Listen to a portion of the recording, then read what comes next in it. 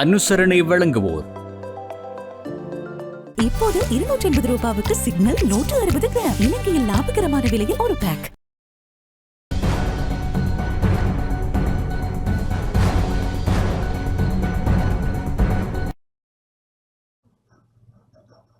வணக்கம். டான் தமிழொலியின் இரவு நேர பிரதான செய்திகள்.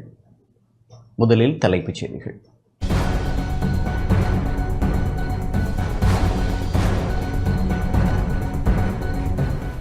எதிர்க்கட்சி தலைவருக்கு கருத்து தெரிவிக்க சந்தர்ப்பம் மறுக்கப்பட்டதாக கூறி சபையில் சலசலப்பு. மனித புதைகுழிகள் தொடர்பில் உண்மை வெளிக்கொணரப்படுமா என நாடாளுமன்ற உறுப்பினர் சிவஞானம் ஸ்ரீதரன் கேள்வி. முல்லைத்தீவு சிலாவத்தை கடற்படை முகாமிற்கான காணி சுவீகரிப்பிற்கு மக்கள் கடும் எதிர்ப்பு. ரயில்வே கட்டுப்பாட்டாளர்கள் பணிப்புறக்கணிப்பிற்கு தயாராகி வருகின்றனர். வடக்கு கிழக்கு மக்கள் எரிபொருளை பெற்றுக்கொள்ள நீண்ட வரிசையில் காத்திருப்பு.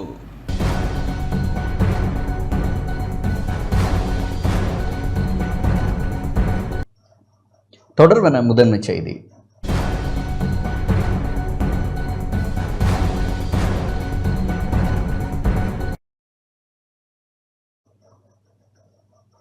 எதிர்க்கட்சி தலைவருக்கு கருத்து தெரிவிக்க சந்தர்ப்பம் மறுக்கப்பட்டதாக கூறி சபையில் சலசலப்பு ஏற்பட்டது. நாடாளுமன்றம் சபாநாயகர் ஜெகத் விக்ரமரட்ன தலைமையில் இன்று கூடியது.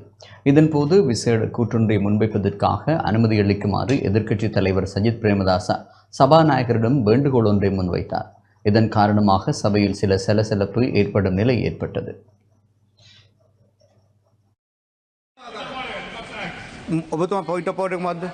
உங்களுடைய ஒழுங்கு பிரச்சனை என்ன?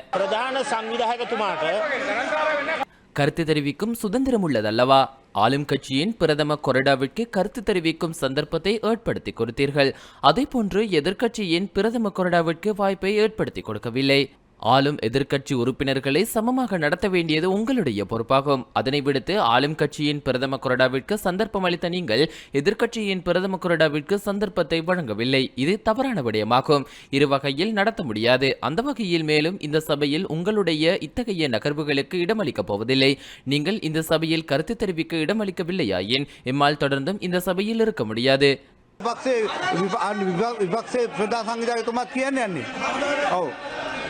நீங்கள் கேட்கவுள்ள கேள்விகளையே எதிர்க்கட்சியின் பிரதம கொறடாவும் கேட்கவுள்ளார். ஆகவே உங்களுக்கு சந்தர்ப்பத்தை வழங்கியுள்ளோம். நீங்கள் உங்கள் கருத்தை தெரிவியுங்கள். சபை முதல்வர் பிமல் ரத்நாயக்க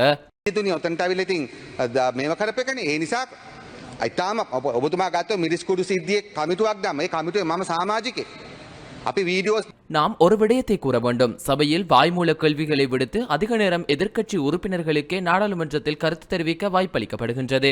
அதே போன்று 10 கேள்விகள் இன்று எழுப்பப்பட்டன. அதற்கு எம்முடைய அமைச்சர்கள் பதில் அளித்துள்ளனர். அதே போன்று நிலையியல் கட்டளையின் கீழான கேள்விகளுக்கு பதில் அளித்துள்ளோம். அதே போன்று ஈரான் இஸ்ரேல் தொடர்பான பிரச்சினை தொடர்பில் சபை ஒத்திவைப்பு பிரேரணையும் எம்முடைய அமைச்சர் முன்வைத்துள்ளார். இத்தகைய பின்னணியில் இந்த இடத்தை அரசியல் களமாக மாற்ற சட்டத்தினுள் விளைந்தால் அதில் எமக்கு சிக்கலில்லை. எதிரணி உறுப்பினர்கள் அனைவருக்கும் நாம் மதிப்பளிக்கின்றோம். அந்த வகையில் நோக்கும் போது ஸ்ரீதரன் எம்பிக்கு நாம் பதில் அளித்துள்ளோம். தோல்வியின் கவலையினால் ஊடக கவனத்தை ஈர்க்கும் நோக்கில் சபாநாயகருக்கு குற்றச்சாட்டுக்களை முன்வைப்பது தவறான விடயமாகும். எதிர்க்கட்சி தலைவருக்கு பொறுப்பு உள்ளது. கீழ்த்தனமாக நடந்து கொள்வதை நிறுத்த வேண்டும். சபாநாயகர் உட்பட இந்த தளம் அனைவரும் மதிப்பளிக்கும் தளமாகும். ஆகவே கீழ்த்தனமான வார்த்தை பிரயோகங்களை தவிர்த்து கொள்ள வேண்டும். அந்த விடயத்தை உரியவாறு கையாளவில்லையாயின் எதிர்க்கட்சி தலைவராக இருப்பதில் பயனில்லை. ஆளும் கட்சியின் பிரதம கொறடா நலிந்த ஜெயதிச වලට ජාත්‍යන්තර වෙළඳාමට ඇති වෙලා තියෙන බලපෑම පිළිබඳව මේ පාර්ලිමේන්තුවේ ඕන මන්ත්‍රීවරයෙකුට අදහස් ප්‍රකාශ කරන අයිතිය. இஸ்ரேல் ஈரான் யுத்த நிலையின் காரணமாக எம்முடைய நாட்டிற்கு ஏற்படும் தாக்கம், வெளிநாட்டு கொள்கை, சந்தை நிலவரம் குறித்து நாடாளுமன்றத்தில் கருத்து தெரிவிப்பதற்கு உரிமையுள்ளது. இத்தகைய விடயங்களை நாடாளுமன்றத்தில் முன்வைப்பதற்கே நிலையியல் கட்டளை 27/2 என்ற விடயம் காணப்படுகின்றது. எதிர்க்கட்சியின் உறுப்பினர்களுக்கு இன்று 2 சந்தர்ப்பங்கள் காணப்பட்டது. யுத்தம் ஆரம்பித்தது இன்றோ அல்லது நேற்றிரவோ அல்ல. எதிர்க்கட்சி தலைவருக்கு இன்று சந்தர்ப்பம் வழங்கப்பட்டது. ஆனால் அவர் அதனை பயன்படுத்திக் கொள்ளவில்லை. அதேபோன்று இன்று சபை ஒத்திவைப்பு பிரேரணையிலும் இந்த விடயம் தொடர்பில் பேசப்படவுள்ளது. இத்தகைய பின்னணியில் தேவையற்ற ரீதியில் பிரச்சனையை தோற்றுவிக்கின்றீர்கள். இதனை உரியவாறு செயற்படுத்த இருக்கலாம். ஆனால் இவர்கள் இன்று நடந்து கொண்ட விடயத்தை யாராலும் அனுமதிக்க முடியாது. இவர்கள் கூறிய சொற்கள் உங்களுக்கு அபகீர்த்தியை ஏற்படுத்தக்கூடியவை. இவர்கள் சபையையும் சபாநாயகர் என்ற பதவியையும் அவமதித்துள்ளனர். නමුත් ඒක ඇත්ත වශයෙන්ම න්‍යෂ්ටිකාව යුද්ධයක් பொருளாதார ரீதியான முக்கிய பிரச்சனையை முன்வைக்கவே நாம் விளைந்தோம். அதற்காக ஒரு நிமிடம் வழங்குமாறு கோரினோம். ප්‍රශ්නයක් පිළිබඳව අපි මේ කරුණු කාරණා එළිදරව් කරන්නට හදන சரி, பிரச்சனையை கூறுங்கள். මේ වගේ බරපතල ප්‍රශ්නයක් පිළිබඳ இஸ்ரேல் ஈரானுக்கு இடையிலான பிரச்சினை நிறுத்தப்பட வேண்டும் என பிரார்த்திக்கின்றோம். இஸ்ரேலில் 14,000 இலங்கையர்கள் உள்ளனர். அவர்களின் நலன்புரி விடயங்கள் தொடர்பில் கவனம் செலுத்த வேண்டிய நிலையிலேயே அதனை பேசுவதற்கு முனைகிறேன். ஆளும் கட்சியின் பிரதம கொறடா நலிந்த ஜெயதிஸ මේ සභාවට මේ කතානායක පුටුවට சபை ஒத்திவைப்பு வேலை பிரேரணையின் போது வெளிவிவகார அமைச்சர் இது தொடர்பில் பதிலளிப்பார். சபை அமர்வில் தொடர்ந்தும் பங்கேற்று பதிலை கேளுங்கள். சபையில் அமைதியான முறையில் அமர்ந்திருங்கள். வெளிவிவகார அமைச்சர் பிற்பகல் வேளையில் பதிலளிப்பார். පාවිච්චි කරන්න ගියොත් මේ පාර්ලිමේන්තු සභාව இஸ்ரேல் ஈரான் யுத்தம் இடம்பெற்று வரும் நிலையில் அங்குள்ள இலங்கையர்களின் பாதுகாப்பை உறுதிப்படுத்த தேவையான நடவடிக்கை முன்னெடுக்கப்பட்டுள்ளதாக வெளிநாட்டு அலுவல்கள் அமைச்சர் விஜித ஹேர தெரிவித்துள்ளார். ශිෂ්‍යයන් විදිහට අධ්‍යාපනය ලබන අය කීප දෙනෙක් ඉන්නවා. රැකියාවල ඉන්න කීප දෙනෙකුත් ඉන්නවා. දැනට මේ මැද இஸ்ரேல் ஈரான் மோதலின் காரணமாக 4 இலங்கையர்கள் காயமடைந்துள்ளனர். 3 பெண்களும் ஒரு ஆணுமே இவ்வாறு படுகாயமடைந்துள்ளனர். இஸ்ரேலில் 20,000 இலங்கையர்கள் தொழில் நிமித்தம் இஸ்ரேலில் வசித்து வருகின்றனர். ஈரானில் 35 இலங்கையர்கள் உள்ளனர். மாணவர்களும் அதில் உள்ளடங்குகின்றனர். நாடுகளுக்கு இடையில் ஏற்பட்டுள்ள யுத்த நிலைமையின் காரணமாக அங்கு வசிக்கும் இலங்கையர்களுக்கு உயிர் அச்சுறுத்தல் நிலை ஏற்பட்டுள்ளது. ஆகவே தூதரகத்தின் ஊடாக பாதுகாப்பு நடவடிக்கைகளை முன்னெடுக்க நடவடிக்கை எடுக்கப்பட்டுள்ளது. ஈரானில் மேற்கொள்ளப்படும் தொடர் தாக்குதல்களின் காரணமாக தூதரக நடவடிக்கைகளை மேற்கொள்ள முடியாத நிலை ஏற்பட்டுள்ளது. ஆகவே ஈரான் தூதரக அதிகாரிகளும் அங்குள்ள இலங்கை மாணவர்கள் 8 பேரும் வடக்கு பிராந்தியத்தை நோக்கி நகர்ந்துள்ளனர். ஒரு மாணவர் இந்திய நபர்களுடன் செல்ல இருப்பதாக அறிவித்துள்ளார். ஆகவே ஏனைய தரப்பினர் தூதரக அதிகாரிகளுடனேயே பாதுகாப்பான இடங்களுக்கு சென்றுள்ளனர். ஈரானில் வசிக்கும் இலங்கையர்களே பாரிய நெருக்கடிகளை எதிர்கொண்டுள்ளனர். பாதுகாப்பு நடவடிக்கைகள் எடுக்கப்பட்டுள்ளன. அதேபோன்று தற்போது இஸ்ரேலுக்கு தொழில் நிமித்தம் செல்ல இருப்பவர்களை இடைநிறுத்த நடவடிக்கை எடுக்கப்பட்டுள்ளது. அதேபோன்று தொழில் விடுமுறைக்கு நாடு திரும்பியுள்ள இலங்கையர்களையும் பாதுகாப்பு அச்சுறுத்தலை கருத்தில் கொண்டு மீள அனுப்ப நடவடிக்கை எடுக்கப் போவதில்லை. அதேபோன்று விசா காலத்தை நீடிக்க உரிய நகர்வுகள் மேற்கொள்ளப்படுகின்றன. அச்சுறுத்தல் நிலை காணப்படுவதால் மீண்டும் இஸ்ரேலுக்கு செல்ல வேண்டாம் என தெரிவித்துக் கொள்ள விரும்புகின்றோம். 10 பேர் அபுதாபியூடாக இஸ்ரேல் செல்ல முயன்ற சிலர் இருந்தனர். அவர்கள் தூதரக அதிகாரிகளூடாக நாட்டிற்கு அழைத்து வரப்பட்டுள்ளனர். விமானத்தை அனுப்பி இலங்கையர்களை மீட்கும் நடவடிக்கையை முன்னெடுப்பதே கடினமான விடயமாகும். ஏனெனில் கடுமையான யுத்த நிலை நிலவுகின்றது. இஸ்ரேலில் தொழில் புரிபவர்களை பாதுகாப்பான இடங்களில் இருக்குமாறு தெரிவித்துக் கொள்கின்றோம். ஏனெனில் விமான நிலையங்கள் மூடப்பட்டுள்ளதால் அவர்களை நாட்டிற்கு அழைப்பது கடினமான விடயமாகும். யுத்தம் வலுப்பெற்றால் நாம் நிச்சயம் வேறு நாடுகளுடன் கலந்துரையாடி அதனூடாக இலங்கையர்களை நாட்டிற்கு கொண்டுவர தேவையான நடவடிக்கைகளை முன்னெடுத்துள்ளோம். இந்த யுத்த நிலையின் காரணமாக உலக சந்தையில் எரிபொருள் விலை அதிகரிக்கும் நிலை காணப்படுகின்றது. அதனை எதிர்கொள்ள மாற்று திட்டத்தை கையாள அரசாங்கம் என்ற வகையில் நடவடிக்கை எடுக்கப்பட்டுள்ளது. ප්‍රති කලාපයේ ඇති වෙලා තියෙන යුද තත්ත්වය හේතු කොටගෙන විශේෂයෙන්ම ඊශ්‍රායලය සහ ඉරානයේ ජීවත් වෙන ශ්‍රී ලාංකිකයන්ට ජීවිත පිළිබඳ යම් එයාගේ ආරක්ෂාව පිළිබඳ යම් තත්ත්වයක් මතුවලා තියෙනවා. ඒ සම්බන්ධයෙන් මේ වෙනකොටත් நாடாளுமன்றம் சபாநாயகர் ஜெகத் விக்ரமரத்ன தலைமையில் இன்று கூடியது. இதன்போது எதிர்க்கட்சியின் பிரதம கொறடா கஜிந்த கருணாதிலக ஒழுங்கு பிரச்சினை ஒன்றை எழுப்பி நாட்டிற்கு தாக்கத்தை ஏற்படுத்தும் விடயம் ஒன்றை கூற முற்பட்டார். அதற்கு மறுப்பு தெரிவித்த சபாநாயகர் அந்த விடயத்தை முன்வைக்க பிரேரணை ஒன்றை கொண்டு வருமாறு கூறினார். தற்போது பேசுபொருளாக மாறியுள்ள விடயம் ஒன்று தொடர்பில் கூறவுள்ளேன். සංවේදී කාරණාවක් පිළිබඳව உங்களுடைய ஒழுங்கு பிரச்சனை என்ன? සංවේදී කාරණාවක් පිළිබඳව මේ සභාවේ මේ සභාවෙත් රජයේ අවධානය පිණිස එක මිනිත්තු එකමාරක් මම ඔබතුමාගෙන් ඉල්ලනවා විපක්ෂය වෙනුවෙන්. இந்த சபையும் நாடும் அவதானம் செலுத்த வேண்டிய முக்கிய விடயம் ஒன்றை கூறவுள்ளேன். ஆகவே எதிர்க்கட்சி சார்பாக ஒரு நிமிடம் வழங்குமாறு கேட்டுக்கொள்ள விரும்புகின்றேன். உங்களுடைய ஒழுங்கு பிரச்சனை என்ன? මේ urgent matter එකක්. அவசர விடயம் ஒன்றோ நாட்டிற்கு தாக்கம் செலுத்தக்கூடிய விடயம் ஒன்றோ ஒரு நிமிடம் வழங்குங்கள், உங்களுக்கும் புரியும். රටට බලපාන එකක්. විනාඩියක් දෙන්න ඔබතුමාට තේරෙයි එතකොට. சபை சபையை நடத்தி செல்வதில் காணப்படும் சிக்கல் நிலை குறித்த விடயத்தையே இங்கு கூற முடியும். நாட்டுக்கு தாக்கம் ஏற்படக்கூடிய சபை அறிந்து கொள்ள வேண்டிய விடயத்தையே கூறவுள்ளேன். அப்படியென்றால் பிரேரணை ஒன்றை முன்வைக்கலாமே. ஒரு நிமிடம் சந்தர்ப்பம் வழங்கினால் அந்த பிரச்சினை முடிந்துவிடும் அல்லவா? சந்தர்ப்பம் வழங்கினால் தொடர்ந்து மீண்டும் விவாதத்திற்கு செல்வீர்கள். அதனைத் தொடர்ந்து கயந்த கருணாதிலக எம்பி அவர் முன்வைக்கவிருந்த கருத்தை சபையில் தெரிவிக்க ஆரம்பித்தார். அதற்கிடையில் சபாநாயகர் வாய்மூல வினாக்களுக்கான பதிலை வழங்கும் நகர்வுகளை ஆரம்பிக்குமாறு தெரிவித்தார். இதன்போது இது நாடாளுமன்றம் இல்லையா என எதிர்க்கட்சி உறுப்பினரால் கேள்வி எழுப்பப்பட்டது. அதற்கு பதிலளித்த சபாநாயகர், இது நாடாளுமன்றம் தான், ஆனால் உரிய முறைமைக்கு அமைய செல்ல வேண்டும். உங்களுக்கு கருத்துக்களை முன்வைக்கும் சந்தர்ப்பம் உள்ளது. அந்த தருணத்தில் பிரச்சனையை முன்வையுங்கள்.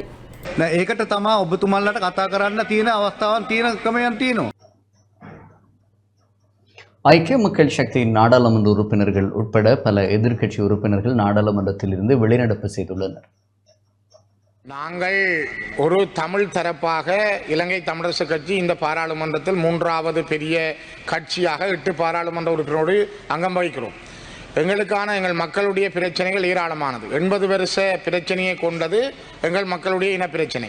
இதிலே கடந்த 30 ஆண்டுகளுக்கு மேலாக நாங்கள் மிகப்பெரிய யுத்தத்துக்குள் அகப்பட்டு பல்வேறுபட்ட இன்னல்கள்.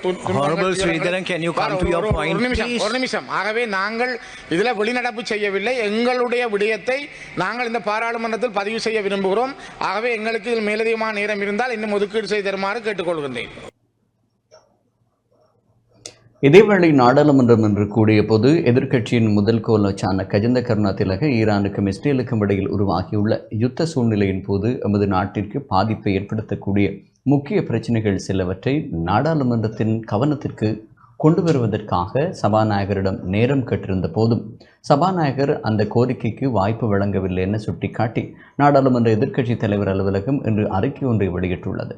இந்த நெருக்கடி சூழலில் இஸ்ரேலில் வசிக்கும் 20,000க்கும் மேற்பட்ட இளைஞர்கள் மற்றும் இலங்கையின் ஏற்றுமதி வருமானத்திற்கு முக்கிய பங்களிப்பை வழங்கிய ஈரான் தேயிலை ஏற்றுமதிக்கு கடுமையான அச்சுறுத்தல் ஏற்பட்டுள்ளது.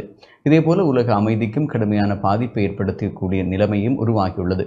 இந்த நிலைமை குறித்து அரசாங்கத்தின் பதிலை நாடாளுமன்றத்தில் முன்வைக்க வேண்டும் என்பது எதிர்க்கட்சியின் அனைத்து கட்சிகளினதும் கருத்தாக இருந்தது. ஆனால் சபாநாயகர் அதற்கு வாய்ப்பு வழங்குவதை தொடர்ந்து மறுத்தபோது நாடாளுமன்றத்தில் எதிர்க்கட்சி உறுப்பினர்களுக்கு பேசுவதற்குள்ள உரிமை இதன் மூலம் மீறப்படுகிறது என்று சுட்டிக்காட்டினார். 10வது நாடாளுமன்றத்தின் தற்போதைய சபாநாயகரின் இவ்வாறான தொடர் நடவடிக்கை சாதாரண விடயமாக மாறிவிட்டது என்று இங்கு கருத்து தெரிவித்த உறுப்பினர்கள் சுட்டிக்காட்டினர். சபாநாயகர் அரசாங்க கட்சியின் முதற்கோலோச்சான் கருத்துக்களை வெளியிடுவதற்கு வாய்ப்புகளை வழங்கி செயற்படுவதும் எதிர்க்கட்சியின் முதற்கோலாசான் கருத்துக்களை தெரிவிக்க வாய்ப்பு வழங்காததும் நாடாளுமன்றத்தின் மரபுக்கு எதிரானது என்று எதிர்க்கட்சியின் பிரதம முதற்கோலாசான் அஜித் பி பெரேரா சுட்டிக்காட்டினார். தேசிய அளவில் முக்கியமான பிரச்சினையை நாடாளுமன்றத்தில் முன்வைக்க வாய்ப்பு வழங்கப்படாவிட்டால் நாடாளுமன்ற நடவடிக்கைகளில் எதிர்க்கட்சியின் பங்களிப்பு குறித்து கடுமையான முடிவு எடுக்க வேண்டியிருக்கும் என்று அறிவித்த எதிர்க்கட்சி தலைவர் உட்பட எதிர்க்கட்சி உறுப்பினர் குழு இன்றைய நாடாளுமன்ற நடவடிக்கைகளில் இருந்து விலகியதுடன் அடுத்த கட்ட நடவடிக்கைகள் எடுப்பதற்காக அனைத்து உறுப்பினர்களும் நாடாளுமன்ற எதிர்க்கட்சி தலைவர் அலுவலகத்தில் சந்தித்து கலந்துரையாடுவதற்கும் ஏற்பாடுகள் செய்யப்பட்டுள்ளது.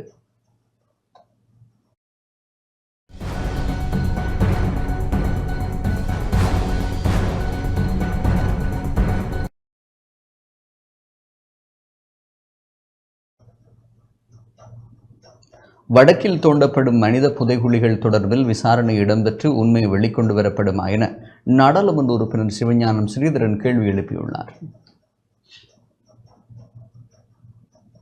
வடக்கில் தோண்டப்படும் மனித புதைகுழிகள் தொடர்பில் பக்க சார்பில்லாத விசாரணைகள் இடம்பெற்று உண்மை வெளிக்கொண்டுவரப்படுமா என இலங்கை தமிழரசு கட்சி நாடாளுமன்ற உறுப்பினர் சிவஞானம் ஸ்ரீதரன் கேள்வி எழுப்பினார். நாடாளுமன்றம் சபாநாயகர் ஜெகத் விக்ரமரட்ன தலைமையில் கூடியது. இதன்போது இலங்கை தமிழரசு கட்சி நாடாளுமன்ற உறுப்பினர் சிவஞானம் ஸ்ரீதரன் நிலையற்கட்டளை 27(2) கீழ் இந்த கேள்வியை முன்வைத்துள்ளார். தமிழ் மக்கள் மீது மேற்கொள்ளப்பட்ட யுத்தம் காரணமாக காணாமல் ஆக்கப்பட்டவர்களும் படுகொலை செய்யப்பட்டவர்களும் மனித எலும்புக்கூடுகளாகவும் எச்சங்களாகப்படுவதை தாங்களும் அறிவீர்கள். அந்த வகையில் மண்டதீவு செம்பாட்டு தோட்டம், புனித தோமையார் ஆலயத்தின் அருகாமை, திருக்கேதீஸ்வரம், முல்லைத்தீவு குமுளமுனை கொக்குத்தொடுவாய் உள்ளிட்ட மனித புதைகுழிகளில் வரிசையில் தற்போது யாழ்ப்பாணம் செம்மணி சிந்துப்பாத்தி பகுதியிலிருந்தும் மனித எலும்புக்கூடுகள் மீட்கப்பட்டுள்ள நிலையில் இவை முழுமையாக தமிழ் மக்களுடையவைதான் என்பது தெளிவாகிறது. குறிப்பாக சிந்துப்பாத்தி மயானத்தை அண்மித்த பகுதியில் மேற்கொள்ளப்பட்ட அகழ்வின் போது மீட்கப்பட்ட கைக்குழந்தைகள், பெண்கள், ஆண்கள், சிறுவர் சிறுமியரது எலும்புக்கூடுகள் எந்த ஆடைகளுமற்று அடித்து நொறுக்கி சித்திரவதை செய்து கொல்லப்பட்டவர்களின் எலும்புக்கூடுகள் என்பதை நீதித்துறையும் அந்த வகையில் மனித புதைகுழிகள் மலிந்த இடமாகவே வடக்கு கிழக்கு பகுதியில் அமைச்சர் அறிவாரா? தற்போது யாழ்ப்பாணம் செம்மணி சிந்துப்பாத்தி இந்து மயானத்துக்கு அருகில் தோண்டி எடுக்கப்படும் மனித எலும்புக்கூடுகள் தொடர்பில் பக்கச்சார்பில்லாத நீதியான விசாரணைகள் மேற்கொள்ளப்பட்டு உண்மைகள் வெளிக்கொணரப்படுமா?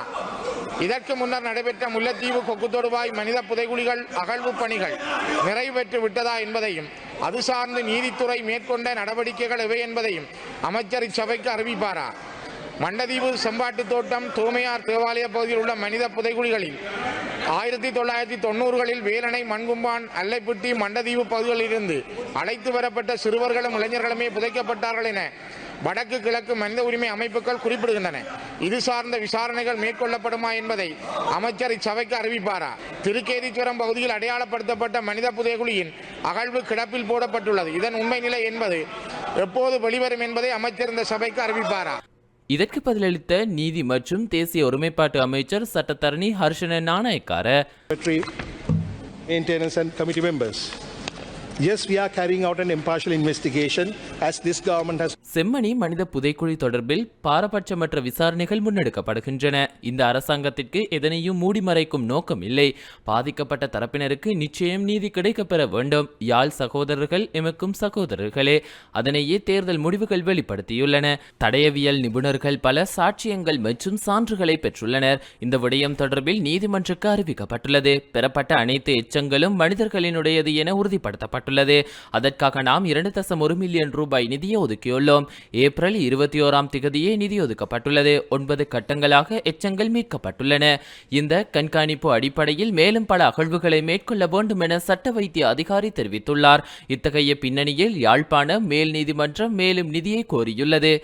2ஆம் கட்ட அகழ்வுகள் இம்மாதம் 26 முன்னெடுக்கப்படும். இந்த விடயம் தொடர்பில் பாரபட்சமற்ற வகையில் விசாரணைகள் முன்னெடுக்கப்படுகின்றது. அத்துடன் கொக்குத்தொடுவாய் மனித புதைக்குழி தொடர்பான விடயத்தை பொறுத்தவரையில் குறித்த எச்சங்கள் நீதிமன்றக்கு சமர்ப்பிக்கப்பட்டுள்ளது. அடுத்த கட்ட நடவடிக்கைகளை முல்லைத்தீவு நீதிமன்றம் முன்னெடுக்கும். அங்கிருந்த அனைத்து எச்சங்களும் கவனமாக மீட்கப்பட்டுள்ளது. இதற்கான நிதி அமைச்சினால் ஒதுக்கப்பட்டுள்ளது. அடுத்த கட்ட நடவடிக்கைகளை நீதிமன்றம் தீர்மானிக்கும். மண்டை தீவை பற்றிய விடயம் தொடர்பில் நோக்கும் போது இளைஞர்கள், சிறுவர்கள் புதைக்கப்பட்டுள்ளதாக கூறப்படுகிறது.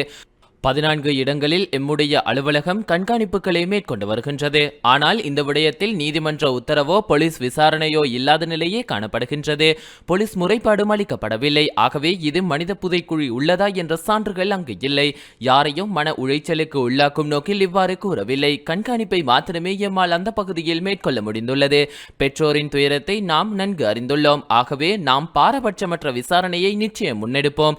இந்த விடயம் தொடர்பில் முறைப்பாடுகள் அளிக்கப்பட்டிருக்கும் பட்சத்திலேயே எம்மால் அடுத்த கட்ட நகர்வுகளை முன்னெடுக்க முடியும். திருக்கேதீஸ்வரம் மனித புதைக்குழி விடயத்தில் மனித எச்சங்கள் பாதுகாப்பாக மீட்கப்பட்டுள்ளன. அவை தொடர்பான விசாரணைகளை மேற்கொள்ள நிதியும் ஒதுக்கப்பட்டுள்ளது. அதேபோன்று சான்றுகள் பாதுகாப்பாக வைக்கப்பட்டுள்ளது. நாம் பாரபட்சமற்ற விசாரணைகளையே முன்னெடுப்போம். இந்த சம்பவத்தில் நாம் அதிர்ச்சி அடைந்துள்ளோம். நீதியை அனைவருக்கும் நிலைநாட்டுவதே எம்முடைய கொள்கையாகும். நாம் தொடர்ச்சியாக விசாரணைகளை முன்னெடுக்க தேவையான ஆதரவை வழங்குவோம். சிந்துப்பாத்தி மயானத்தில் கண்டெடுக்கப்படுற எலும்புக்கூடுகள் எந்தவித ஆடைகளுமின்றி அந்த எலும்புக்கூடுகள் அடித்து நொறுக்கப்பட்ட நிலையில் சிறுவர்கள், கைக்குழந்தைகள், பெண்கள் என்ற அடிப்படையில் தான் அங்கு புதைக்கப்பட்டிருப்பதாக ஜேஎம்ஓவில் இருந்து ரிப்போர்ட்டுகள் சொல்லுது. இது உங்களோட காலம் அல்ல. உங்களுக்கு முதல் இருந்த அரசாண்டவர்கள் இந்த மண்ணில் செய்த மிகப்பெரிய பயங்கரமான ஒரு சித்திரவதை முகாம்களிலிருந்து கொண்டு செல்லப்பட்ட இன்னும் பல நூற்றுக்கணக்கானவருடைய எலும்புக்கூடுகள் இருக்கும் என்று நம்பப்படுது. அதே போல இந்த நான் சொல்ற கௌரவ அமைச்சரவர்களை மண்டதீவு புதைகுழி என்பது எல்லாருக்கும் தெரிந்த விடயம். இதற்கு பதிலளித்த நீதி மற்றும் தேசிய ஒருமைப்பாட்டு அமைச்சர் சட்டத்தரணி Harshana Nanayakkara, Also it should be noted that the certified copy of the court proceedings highlights the fact that the site is protected by the local community of the board and the police jointly, because this particular request was made by the attorney at law who appeared for the aggrieved party, whom, if I'm not mistaken, is a member of Honorable Gajendra Kumar Ponnambala's party, Mr. Sugash. He is the one who... நீதிமன்ற உத்தரவு மற்றும் police முறைப்பாட்டுக்கு அமையவே எம்மால் விசாரணைகளை முன்னெடுக்க முடியும். நாம் நிச்சயம் உரிய நடவடிக்கைகளை நிச்சயம் முன்னெடுப்போம். இதை விட நீங்கள் என்னத்தை கேட்கிறீங்க? ராணுவம் எங்க முறைப்பாடு செய்யணும்? இதுக்கு விசாரணை வேணுமே. Hold on. நாம் நீதிமன்ற உத்தரவுகளுக்கு அமைய விசாரணைகளை முன்னெடுத்து வருகின்றோம். பாரபட்சம் காண்பிக்கவில்லை. மாறாக மண்டைதீவு விடயத்தில் முறைப்பாடுகள் இல்லை என்பதால் எம்மால் அடுத்த கட்ட நகர்வுகளுக்கு செல்ல முடியவில்லை. எம்மீது தேவையற்ற குற்றச்சாட்டை முன்வைக்க வேண்டாம். நாம் நிச்சயம் விசாரணைகளை முன்னெடுக்கின்றோம். Whoever is willing to give us a lead to do this. So therefore don't make any allegations that we are trying to cover up. வனத்துறையினால் வடக்கு கிழக்கு மக்கள் பல நெருக்கடியை எதிர்கொண்டு வருவதாக நாடாளுமன்ற உறுப்பினர் ராசமாணிக்கம் சாணக்கியன் தெரிவித்துள்ளார். தமிழ் இனத்துக்கு இருக்கிற பிரதானமான பிரச்சனை இந்த ஸ்போர்ட்ஸ் டோப்பிங் என்ற விஷயம் அல்ல. எங்களுடைய தமிழ் இனத்துக்கு இருக்கிற பிரதானமான பிரச்சனை எங்களுடைய வடக்கு கிழக்கு மாகாணங்களிலே நாங்களே எங்களை ஆளக்கூடிய வகையான ஒரு அரசியல் தீர்வுன்றதான் மிக முக்கியமானது. அந்த தீர்வு வரும் பொழுது நாங்களே எங்களுடைய பிரதேசத்துக்கு தேவையான சட்டங்களை இயக்கும் பொழுது நாங்கள் எங்களுடைய விளையாட்டுத்துறையை மேம்படுத்துவதை பற்றி நாங்கள் எங்களுடைய யோசனைகளை நாங்கள் முன்வைக்கலாம். இதோ ஒரு பிரிவினவாததோ இல்லாட்டி நாட்டை பிரிக்கிற விடயம் அல்ல. நாங்கள் ஒரு சமஷ்டி அடிப்படையிலான ஒரு தீர்வை தான் எங்களுடைய கட்சி 75 வருடங்களாக கோரிக்கொண்டு வருகின்றது. அந்த சமஷ்டி அடிப்படையிலான தீர்வை பற்றி உங்களுடைய அரசாங்க தரப்பினர் இன்னும் படிக்க வேண்டும். சமஷ்டி என்று சொல்லி சொன்னால் நாட்டை பிளவுபடுத்துறது என்று சொல்றார்கள். சமஷ்டி என்ற தீர்வு நீங்கள் எங்களுக்கு தெரியும், உங்களுடைய கட்சியை சேர்ந்தவர்கள் ஏற்றுக்கொள்றது கஷ்டமாக இருக்கும். இந்த வடக்கை கிழக்கையும் பிரிக்கிறதிலே பங்கு வைத்தவர்கள், இந்த இலங்கை இந்திய ஒப்பந்தத்தின் ஊடாக இந்த மாகாண சபை முறைமை வந்த பொழுது அதை எதிர்த்தவர்கள். ஆனால் அது இருந்தது எங்களுக்கு பொறுத்தவரை அது ஜேவிபி. இன்று என்பிபி அதை விட வித்தியாசம் என்று உங்களுடைய அமைச்சர்கள், உங்களுடைய ஜனாதிபதி, உங்களுடைய பிரதமர் தான் சொல்றார்கள். அந்த வகையில் எங்களுடைய பிரதேசத்திலே விளையாட்டுத்துறையை மேம்படுத்துவதற்கு என்னென்ன விடயங்கள் செய்ய வேண்டும் என்றதை பற்றி நாங்கள் தான் தீர்மானம் எடுக்க வேண்டும். அதுக்காகத்தான் நாங்கள் இந்த அதிகார பயிர்வை கோருகிறோம். ஆனால் அது வரும் வரைக்கும் ஒரு புதிய அரசியல் அமைப்பின் ஊடாக அதை செய்வதாக நீங்கள் பல தடவைகளே வாக்குறுதி தந்திருந்தாலும் கூட அதை பற்றி இன்னும் நாங்கள் முன்னேற்றகரமான ஒரு சில விடயங்களை எங்களால் அவதானிக்க முடியாமல் இருந்தாலும் கூட தற்பொழுது நாட்டுக்குள்ளே இருக்கும் சில பிரச்சனைகளுக்கான, அதாவது உடனடியாக நடைமுறையிலே என்கிற மக்களுக்கு இருக்கிற நடைமுறையிலே இருக்கிற சிக்கல்கள், ஒவ்வொரு நாளும் முகம் கொடுக்கும் சில பிரச்சனைகளுக்கான தீர்வுகளையாவது இந்த அரசாங்கம் எங்களுக்கு தர வேண்டும். மிக முக்கியமாக காணி சம்பந்தமான பிரச்சனைகள் எங்களுடைய வடக்கு கிழக்கிலே இருக்கும் அனைத்து மாவட்டங்களிலும் இருக்கின்றது. மிக முக்கியமாக அதிலே ஃபாரஸ்டினுடைய தொல்லை, எங்களுடைய பிரதேசங்களிலே ஃபாரஸ்டினுடைய செயல்பாடுகள் மிகவும் மோசமாக இருக்கின்றது. உங்களுடைய பிரதானமான ஆளுங்கட்சிக்கும் பிரதான எதிர்கட்சிக்கும் இடையிலே உங்களுக்குள்ள பிரச்சனை இருக்கலாம். மாநகர சபையிலே ரகசிய வாக்கெடுப்பை பயன்படுத்த அவங்க குற்றச்சாட்டு முன்வைக்கலாம். ஆனால் எங்கட பிரதேசத்தை பொறுத்தளவிலே பிரதானமான எதிர்கட்சியும் சரி, பிரதானமான ஆளுங்கட்சியும் சரி, வடக்கு கிழக்கிலே ஒரு பிரதேச சபையை கூட அமைக்க முடியவில்லை. அங்கே பிரதேச சபைகளில் ஆட்சி அமைச்சது இலங்கை தமிழரசு கட்சி, இல்லாவிட்டால் ஜனநாயக தமிழ் தேசிய கூட்டமைப்பு, இல்லாட்டி திரு கஜேந்திரகுமார் பொன்னம்பலனுடைய கட்சி. அந்த வகையிலே வடக்கு கிழக்கிலே இருக்கிற தமிழ் மக்களுடைய பிரதானமான கட்சிகள் பிரதான எதிர்கட்சிக்கும் ஆளுங்கட்சிக்கும் இடையில கருத்து வேறுபாடின் காரணமாக எதிர்கட்சியை சேர்ந்தவர்கள் வெளியேறும் பொழுது நாங்கள் எங்களுடைய மக்களுடைய பிரச்சனைகளை பிரதானமான மூன்றாவது பிரதானமான கட்சி தமிழ் மக்களுடைய பிரதானமான கட்சிகள் என்ற வகையிலே பேச முயற்சிக்கும் பொழுது உங்களுக்கு அதை கேட்டுக்கொண்டிருக்க முடியாது என்ற காரணத்தினால் நான் மட்டும்தான் ஒரு பேச்சாளர் இருந்தும் நீங்கள் என்னுடைய இந்த உரையை நிறுத்த போறீங்கள் என்று சொன்னால் அந்த எதிர்கட்சியை சேர்ந்தவருடன் நாங்களும் வெளியேறி இருந்தால் தான் அது சரியான முடிவாக அமைந்திருக்கும் என்றதை இந்த இடத்தில் நாங்கள் சொல்லலாம். ஏனென்றால் இன்றைக்கு உங்களுக்கு தெரிய வேண்டும், இன்றைக்கு நாங்களும் வெளியேறினால் நீங்கள் விவாதத்தை எவ்வாறு நடத்த போறீங்கள்? உங்களுடைய ஆளுங்கட்சி இருக்கிற அமைச்சர்கள், பாராளுமன்ற உறுப்பினர் மாத்திரம் வைத்து நடத்த போறீங்களா? விளையாட்டுத்துறையில் தமிழ் இளைஞர்கள் புறக்கணிக்கப்படுவதாக நாடாளுமன்ற உறுப்பினர் செல்வம் அடைக்கலநாதன் சபையில் குற்றம் சாட்டியுள்ளார்.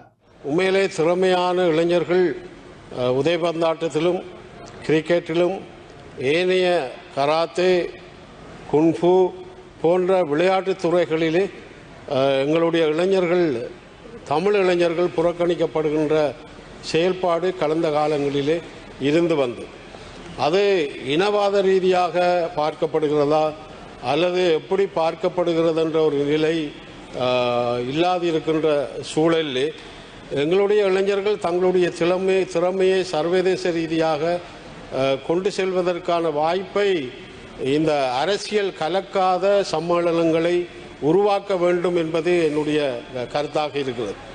ஆகவே அமைச்சர் அவர்கள் இதிலே கவனம் செலுத்த வேண்டும்.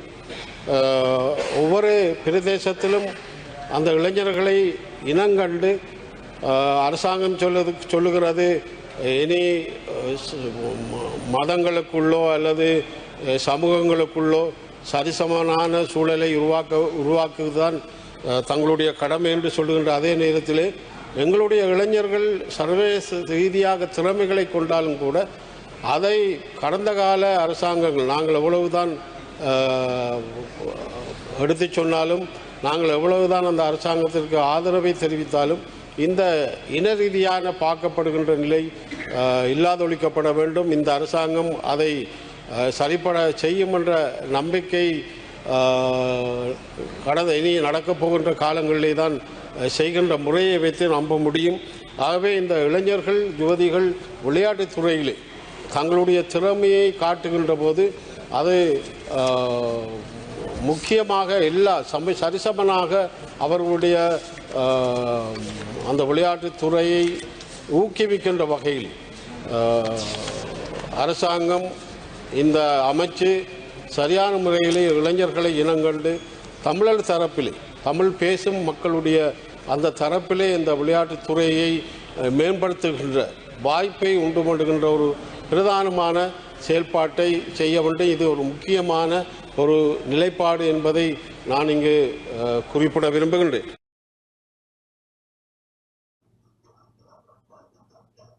முல்லைத்தீவு சிலாவத்தை கடற்படை முகாமுக்கான காணி சுவீகரிப்பு நடவடிக்கை மக்களின் எதிர்ப்பை அடுத்து கைவிடப்பட்டுள்ளது.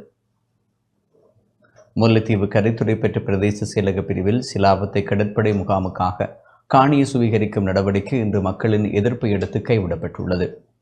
மக்களுக்கு சொந்தமானதாக அறிவிக்கப்பட்ட 2 ஏக்கர் காணியில் கடற்படையினர் தளம் அமைக்கப்பட்டுள்ளது. இன்று காணியை சுவீகரிப்பதற்கான அளவீட்டு பணிகளை மேற்கொள்ள அதிகாரிகள் சென்ற நிலையில் மக்கள் மற்றும் காணியின் உரிமையாளர்கள் எதிர்ப்பு வெளியிட்டமையால் காணி அளவீட்டு பணி இடைநிறுத்தப்பட்டுள்ளது. கரைத்துறை பெற்ற பிரதேச செயலாளரால் காணி உரிமையாளர்களுக்கு காணி சுவீகரிப்பு தொடர்பிலான கடிதம் அனுப்பி வைக்கப்பட்டுள்ளது. சிலாவத்தை கிராம அலுவலர் ஆளுகைக்கு உட்பட்ட பகுதியில் இலங்கை கடற்படை தளம் அமைந்திருக்கும் காணியானது காணி கையகப்படுத்தல் சட்டத்தின் அத்தியாயம் 465வது பிரிவின் கீழ் இன்று நில அளவைகள் மேற்கொள்ள தீர்மானிக்கப்பட்டுள்ளது. இதனை அரச நில அளவையாளர் கி கிருஷ்ணராஜா தெரிவித்துள்ளார் என கரைத்துறை பெற்ற பிரதேச செயலாளர் குறிப்பிட்டுள்ளார். இந்நிலையில் கரைத்துறை பெற்ற பிரதேச செயலாளர் அதிகாரிகள் அரச நில அளவையாளர் கி கிருஷ்ணராஜா சிலாவத்தை கிராம சேவையாளர் உள்ளிட்ட அதிகாரிகள் குறித்த இடத்திற்கு சென்ற போதும் மக்கள் எதிர்ப்பை வெளியிட்டமையால் காணி அளவீட்டு பணி நிறுத்தி வைக்கப்பட்டுள்ளது. 2009ஆம் ஆண்டுக்கு பின்னர் 4 பேருக்கு சொந்தமான 2 ஏக்கர் காணியில் கடற்படை முகாம் அமைக்கப்பட்டுள்ளது. 1981ஆம் ஆண்டு முதல் குறித்த காணியில் வசித்து வந்த மக்கள் 2004 ஏற்பட்ட சுனாமி அனர்த்தத்தின் போது காணிக்கான அனைத்து ஆவணங்களையும் இழந்துள்ளனர். அதன் பின்னர் தமக்கான எந்த ஆவணமும் இல்லாத நிலையில் 2009ஆம் ஆண்டு போருக்கு பின்னர் குறித்த காணியில் கடற்படை முகாம் அமைக்கப்பட்டுள்ளமையால் மக்கள் தொடர்ச்சியாக பாதிக்கப்பட்டு வருகின்றனர்.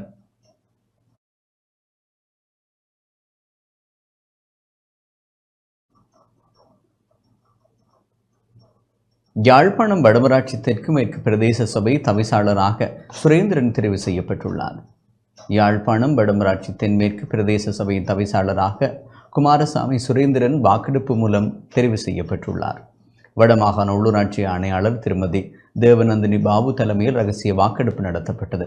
வடமராட்சி தெற்கு மேற்கு பிரதேச சபையில் இலங்கை தமிழரசு கட்சி சார்பில் 13 உறுப்பினர்களும், அகில இலங்கை தமிழ் காங்கிரஸ் சார்பில் 7 உறுப்பினர்களும், ஜனநாயக தமிழ் தேசிய கூட்டமைப்பு சார்பில் 4 உறுப்பினர்களும், தேசிய மக்கள் சக்தி சார்பில் 6 உறுப்பினர்களும், ஈழமக்கள் ஜனநாயக கட்சி சார்பில் 2 உறுப்பினர்களும் என 32 பேர் காணப்படுகின்றனர். இலங்கை தமிழரசு கட்சி சார்பில் கோ சுரேந்திரனும், அகில இலங்கை தமிழ் காங்கிரஸ் சார்பில் தம்பையா சிவராஜாவும் தவிசாளர் பதவிக்காக முன்மொழியப்பட்டனர். இதன்போது கோ சுரேந்திரன் 13 வாக்குகளை பெற்று தவிசாளராக தெரிவு செய்யப்பட்டார். அகில இலங்கை தமிழ் காங்கிரஸ் சார்பில் போட்டியிட்ட த சிவராசா 12 வாக்குகளை பெற்றுக்கொண்டார். தேசிய மக்கள் சக்தியின் உறுப்பினர்கள் 6 பேர் வாக்களிப்பில் கலந்து கொள்ளாது நடுநிலை வகித்ததுடன் 7 உறுப்பினர்கள் வாக்களிப்பில் பங்கேற்கவில்லை. இதில் இலங்கை தமிழரசு கட்சியின் பதில் தலைவர் CVK சிவஞானம், முன்னாள் மாகாண சபை உறுப்பினர் ச சுகிர்தன், ஈழமக்கள் ஜனநாயக கட்சியின் பேச்சாளர் ரங்கேஸ்வரன் உட்பட அரசியல் பிரமுகர்கள் கலந்து கொண்டனர்.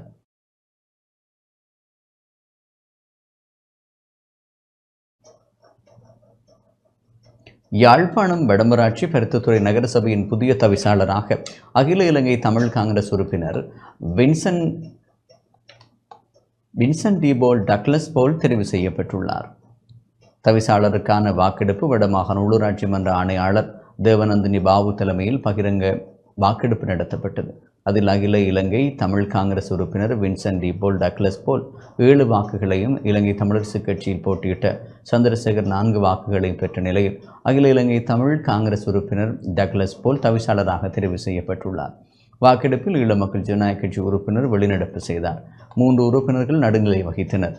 அதனைத் தொடர்ந்து உபதவிசாளர் தெரிவுக்கான வாக்கெடுப்பு இடம்பெற்றது. இதில் 7-3 என்ற அடிப்படையில் அகில இலங்கை தமிழ் காங்கிரஸ் உறுப்பினர் தேவசிகாமணி தேவராஜேந்திரன் தெரிவு செய்யப்பட்டுள்ளார்.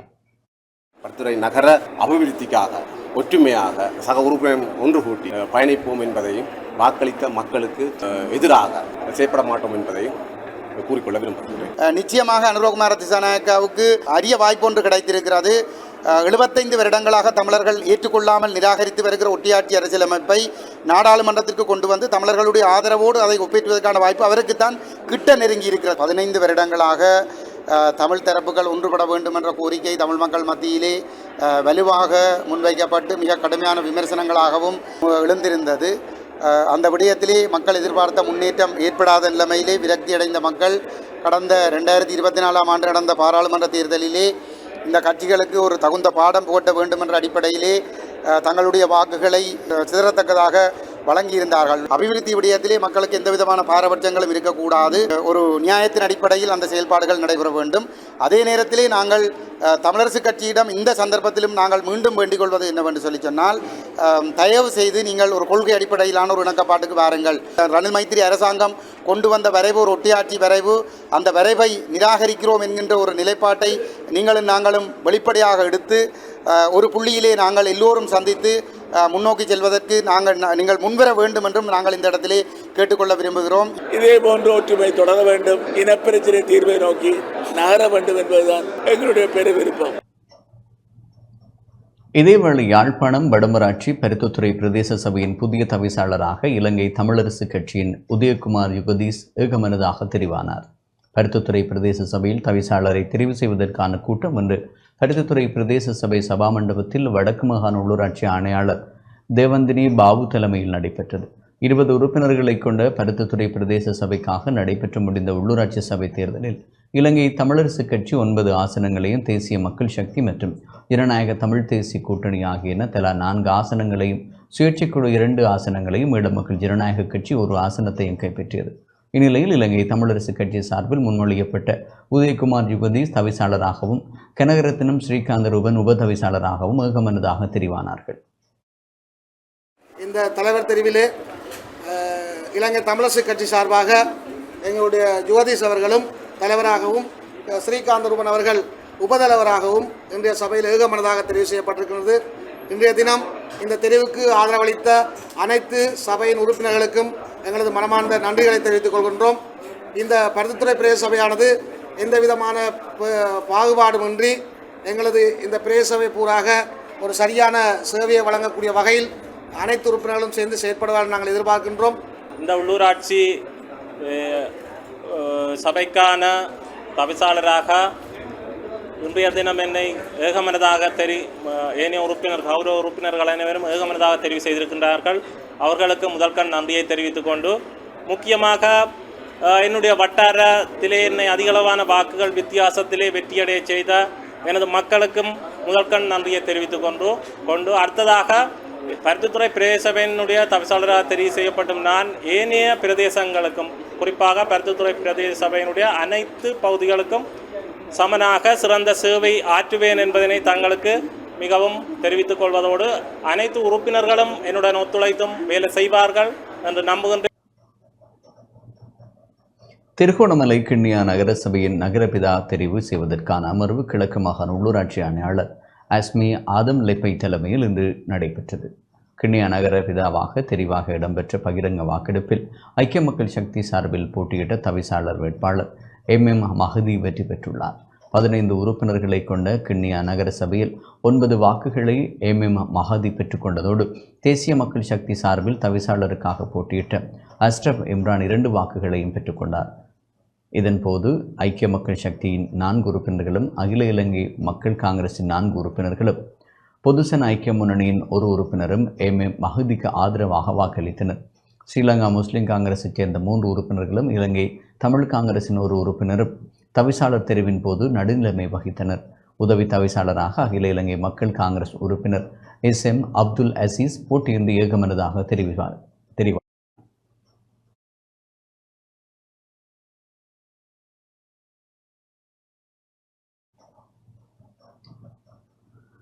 நுவரெலியா ஹொட்டக்கலை பிரதேச சபை தலைவராக இலங்கை தொழிலாளர் காங்கிரஸ் உறுப்பினர் ராசமணி பிரசாத் தெரிவு செய்யப்பட்டுள்ளார். அத்துடன் உபதலைவராக தேசிய மக்கள் சக்தி உறுப்பினர் ஜேசுதாசன் யகுலாமேரி தெரிவு செய்யப்பட்டுள்ளார். மத்திய மாகாண உள்ளூராட்சி ஆணையாளர் அத்தப்பத்து தலைமையில் இடம்பெற்ற கொட்டக்கிளை பிரதேச சபையின் கன்னி அமர்வில் திறந்த வாக்கெடுப்பின் மூலம் தலைவர் உபதலைவர் தெரிவு செய்யப்பட்டனர். அமர்வின் 16வது உறுப்பினர்கள் பங்கேற்ற நிலையில் ஐக்கிய மக்கள் சக்தியின் உறுப்பினர்கள் இரகசிய வாக்கெடுப்பை நடத்த கோரிக்கை முன்வைத்த போது அமைதியின்மை ஏற்பட்டது. எனினும் இலங்கை தொழிலாளர் காங்கிரஸ் உறுப்பினர்கள் திறந்த வாக்கெடுப்பை கோரினர். ஆணையாளரும் திறந்த வாக்கெடுப்பை நடத்துவதாக அறிவித்தார். ஆணையாளரின் அறிவிப்பிற்கு எதிர்ப்பு தெரிவித்த ஐக்கிய மக்கள் சக்தியின் 4 உறுப்பினர்கள் வாக்கெடுப்பில் கலந்து கொள்ளாது வெளிநடப்பு செய்தனர். 12 உறுப்பினர்கள் வாக்களிப்பில் பங்கேற்றனர். இதன்போது ஈரோஸ் ஜனநாயக முன்னணி உறுப்பினர் ஒருவரும் ஜனநாயக தேசிய முன்னணி உறுப்பினர் ஒருவரும் வாக்களிக்காது நடுநிலை வகித்தனர். இதனால் 10 வாக்குகள் மூலம் தலைவர் மற்றும் உபதலைவர் தெரிவு இடம்பெற்றுள்ளது.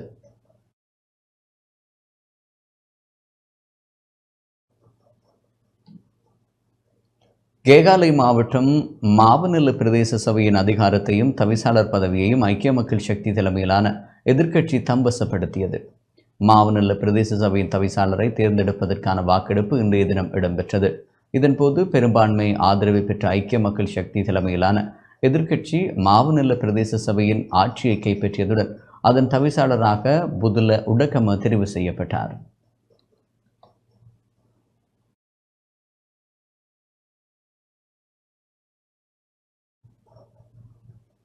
இலங்கையின் அபிவிருத்தி அடைந்த பிரதேச சபையாக கோமாகம பிரதேச சபையை மாற்ற நடவடிக்கை எடுக்கப்படும் என அதன் தவிசாளர் RMS ரத்நாயக்க தெரிவித்துள்ளார். தேசிய மக்கள் சக்தி பெரும்பான்மையுடன் ஆட்சியை கைப்பற்றிய பிரதேச சபையான கோமாகமை பிரதேச சபையின் கன்னி அமர்வில் கலந்து கொண்டு கருத்து வெளியிட்ட போது இதனை குறிப்பிட்டார். සියලු දෙනාගේ ජයග්‍රහණය වෙනුවෙන් සුභාශිංසන පළ කරන සභාපති වශයෙන් ඒ වගේම මම විශ්වාස කරනවා ඉතා විශාල වපසරියක් සහිත இலங்கையின் அபிவிருத்தி அடைந்த பிரதேச சபையாக ஹோமாகம பிரதேச சபை மாற்றப்படும். இதற்காக அனைத்து உறுப்பினர்களும் கட்சி பேதங்களை மறந்து ஒத்துழைக்க வேண்டும். இந்த பிரதேச சபையின் அதிகாரத்திற்குட்பட்ட அனைத்து பகுதிகளிலும் அபிவிருத்தி மேற்கொள்ளப்படும். இந்த செயற்பாடுகள் துரிதகதியில் ஆரம்பிக்கப்படும். அத்துடன் ஹோமாகம பிரதேச சபையை நகர சபையாக தரம் உயர்த்த நடவடிக்கை எடுக்கப்படும். ඉතා විශාල ජනගහනයක් තියෙන හෝමාගම ප්‍රාදේශීය සභාව ඉතා දියුණු ප්‍රාදේශීය සභාවක්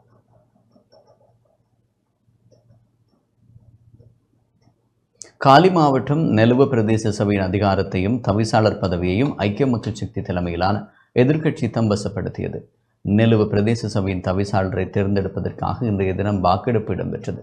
இதன்போது பெரும்பான்மை ஆதரவு பெற்ற ஐக்கிய மக்கள் சக்தி தலைமையிலான எதிர்க்கட்சி நெலுவ பிரதேச சபையின் ஆளுகைக்கு கைப்பற்றியதுடன் அதன் தவிசாளராக அஜித் சந்தன தெரிவு செய்யப்பட்டார்.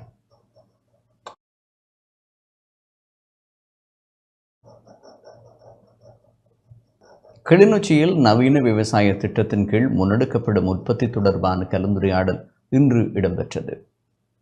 கிளிநொச்சி மாவட்டத்தில் நவீன விவசாயமயமாக்கல் திட்டத்தின் கீழ் முன்னெடுக்கப்படும் உற்பத்தி மற்றும் வேலை திட்டம் தொடர்பான கலந்துரையாடல் இன்று பிற்பகல் 2 மணிக்கு இடம்பெற்றது. கிளிநொச்சி மாவட்ட செயலக மாநாட்டு மண்டபத்தில் மாவட்ட பதில் அரச அதிபர் S. முரளிதரன் தலைமையில் திட்டங்கள் தொடர்பில் கலந்துரையாடப்பட்டன.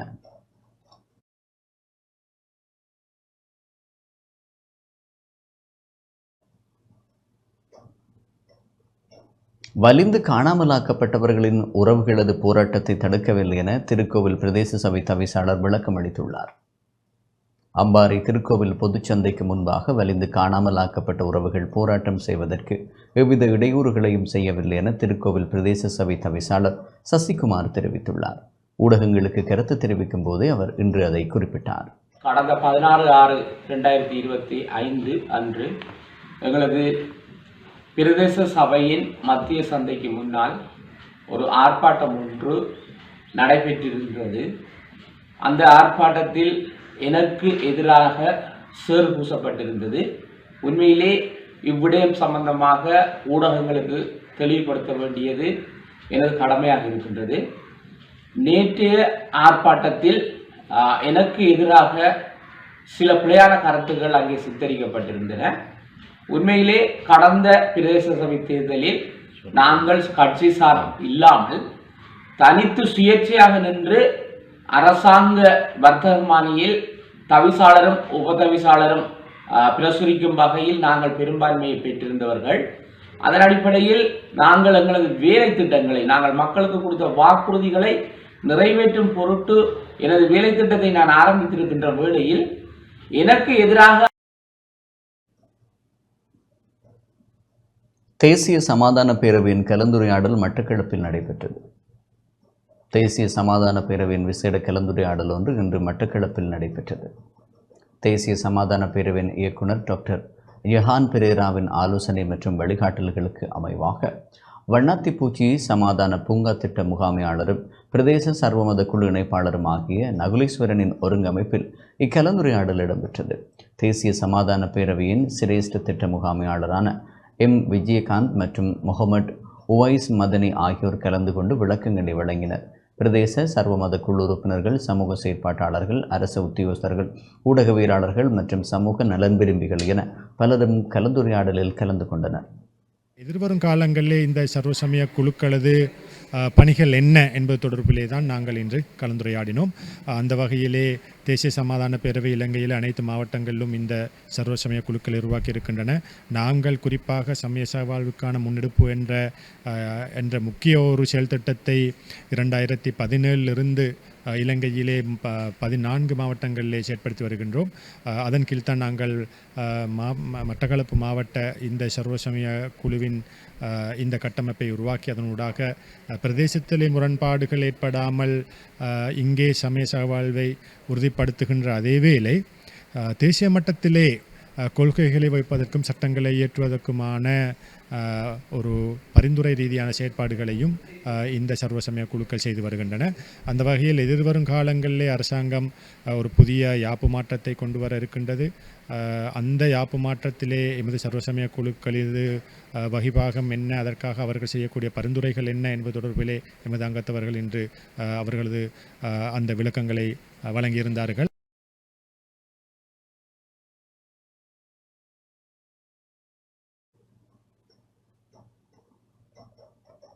ரயில்வே கட்டுப்பாட்டாளர்கள் பணிப்புறக்கணிப்புக்கு தயாராகி வருகின்றனர்.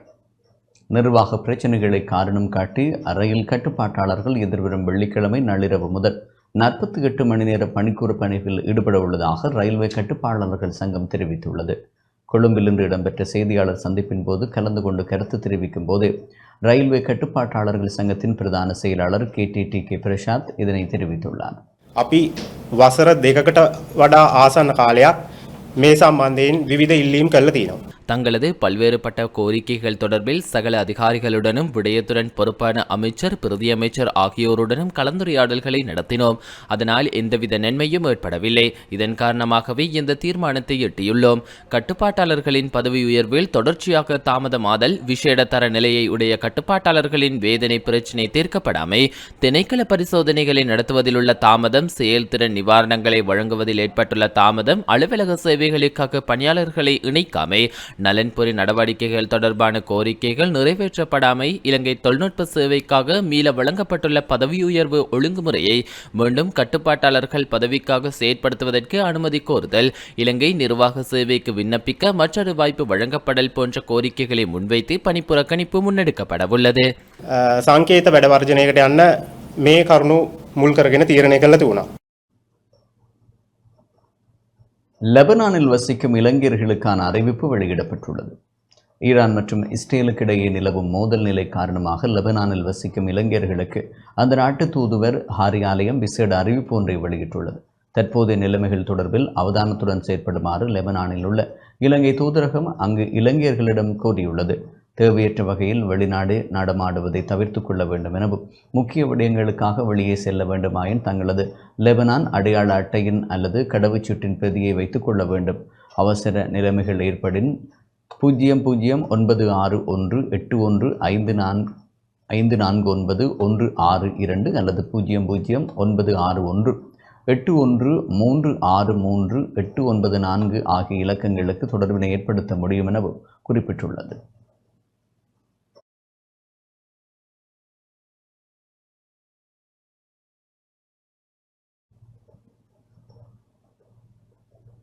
இத்துடன் டான் தமிழுடைய நிறுவ நேர பிரதான செய்திகள் நிறைவுக்கு வருகின்றன. மேலதிக செய்திகளுக்கு நமது டான் நியூஸ் தொலைக்காட்சியோடு இணைந்திருங்கள். வணக்கம்.